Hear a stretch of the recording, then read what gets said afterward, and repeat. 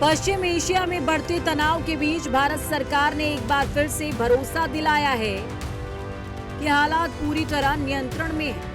18 मार्च को नई दिल्ली में हुई अंतर मंत्रालयी प्रेस वार्ता में ऊर्जा सुरक्षा से लेकर भारतीय नागरिकों की सुरक्षा तक हर पहलू पर विस्तार से जानकारी दी गई। सरकार ने साफ किया कि देश में तेल और गैस की आपूर्ति पूरी तरह सामान्य बनी हुई है। कच्चे तेल की कोई कमी नहीं है और रिफाइनरीज पूरी तरह क्षमता के साथ काम कर रही हैं। क्रूड अवेलेबिलिटी सामान्य है।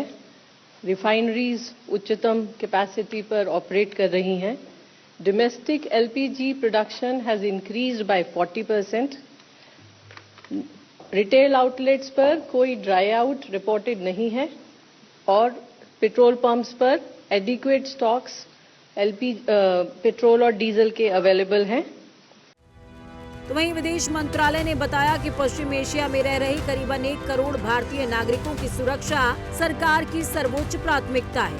प्रवक्ता रणधीर जायसवाल ने जानकारी दी कि तेहरान समेत सभी भारतीय दूतावास लगातार एडवाइजरी जारी कर रहे हैं और नागरिकों से सतर्क रहने की अपील की जा रही है। एम्बेसी राजदूतावास तेहरान में है, वो भारतीय नागरिक, खासकर भारतीय विद्यार्थीगण, उनका वो मदद कर रहे हैं। बहुत सारे भारतीय नागरिक बॉर्डर पार करके आर्मीनिया और अजरबैजान जाना चाहते हैं। इस संदर्भ में हमारे राजदूतावास ने एडवाइजरी जारी की है।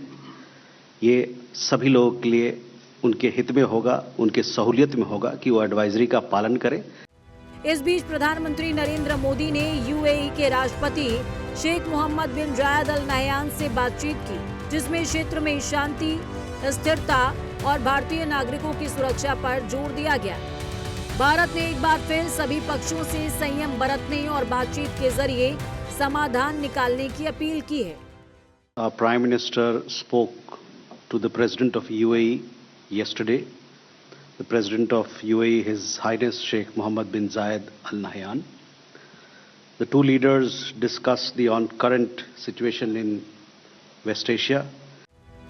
तो वहीं जहाज रानी मंत्रालय ने जानकारी दी कि होर्मुज जलडमरू मध्य में बढ़ते तनाव के बावजूद भारत ने अपनी शिपिंग और व्यापारिक गतिविधियों की सुरक्षा के लिए जरूरी कदम उठाए हैं। पिछले 24 घंटों में 25 भारतीयों को सुरक्षित निकाला गया है और समुद्री मार्गों पर लगातार निगरानी रखी जा रही है। इस बीच सप्लाई को लेकर के भी लगातार राहत भरी खबरें सामने आ रही हैं। शिवालिक और नंदा देवी के बाद 80,000 टन से ज्यादा कच्चा तेल लेकर भारतीय ध्वज वाला टैंकर जगलाडली मुंद्रा पोर्ट पहुंच गया है। लगातार आ रही इन खेपों से साफ है कि भारत की ऊर्जा सप्लाई चेन पूरी तरह मजबूत बनी हुई है।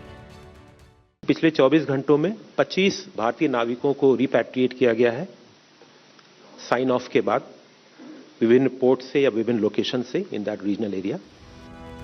यानी पश्चिम एशिया में तनाव जरूर है, लेकिन भारत के लिए फिलहाल राहत की तस्वीर है। ऊर्जा आपूर्ति लगातार बनी हुई है और सरकार हर मोर्चे पर पूरी सतर्कता के साथ हालातों से निपट रही है। Bureau report, prime news.